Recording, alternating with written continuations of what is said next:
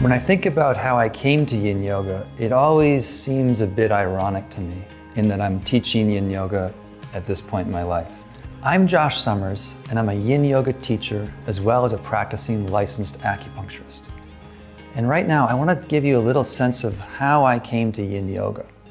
In the beginning of my yoga journey, I started out practicing Iyengar yoga, and I was a really deeply committed Iyengar practitioner. But when I got into graduate school, a friend of mine invited me onto a silent meditation retreat. But little did I know, I was in for more than a retreat. It was pretty intense. And in sitting for several hours every day on the retreat, I found that my body had a layer of tension that was really, really painful and difficult. There was resistance in my hips, resistance in my back. I was feeling odd tensions and pains everywhere. And in sitting through that discomfort on the retreat, I felt somewhat betrayed by my active Iyengar practice.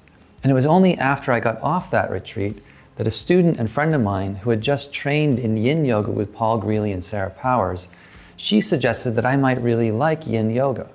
She thought, you're going to like Yin Yoga because it prepares the body to sit more comfortably in meditation. Yin Yoga influences the meridians of Chinese medicine, which you're studying in acupuncture school right now. And the practice itself is very meditative. When you're in the poses, there's a meditative quality that you can develop within the practice of Yin. And I thought, sounds good. Let me see this. So my friend, Christine, she took me through a Yin Yoga practice. And the whole time, I was hearing alarm bells in my mind. The poses themselves looked kind of sloppy, misaligned. It didn't seem like there was any consideration around alignment. It just didn't match with my idea of what yoga was supposed to be. And it particularly didn't match how I thought yoga was based on my Iyengar lens of yoga. So even though I encountered Yin Yoga in the beginning, I didn't take it up.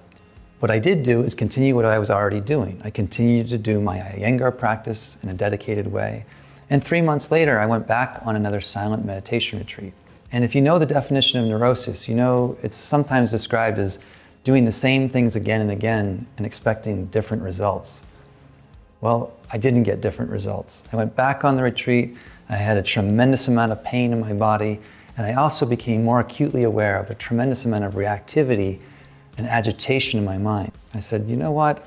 Let me give Yin Yoga a chance. Let's see what this practice can do for me within my overall yogic life. And at the time, I was going to acupuncture school, and that required that I study a lot. So what I would do was just open up my acupuncture textbooks with a little timer by my side, and I would hang out in Yin Yoga poses. That was my formal Yin Yoga practice.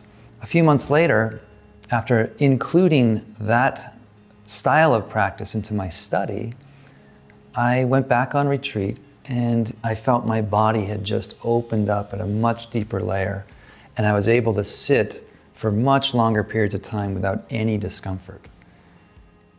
There was the physical release that I noticed, but on the mental side, I also felt tremendously balanced and calm in relationship to things that normally would trigger or irritate me, that really realigned my whole intention as a yoga practitioner and as a teacher.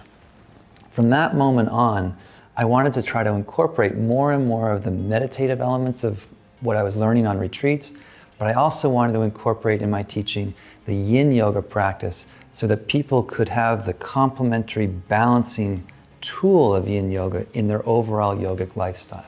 So in my practice as a Yin Yoga teacher, in my experience as a licensed acupuncturist, and as my deep personal practice in meditation, I'm really excited to share this subtle gem of a practice called Yin Yoga with you in Yoga Journal's Yin Yoga 101.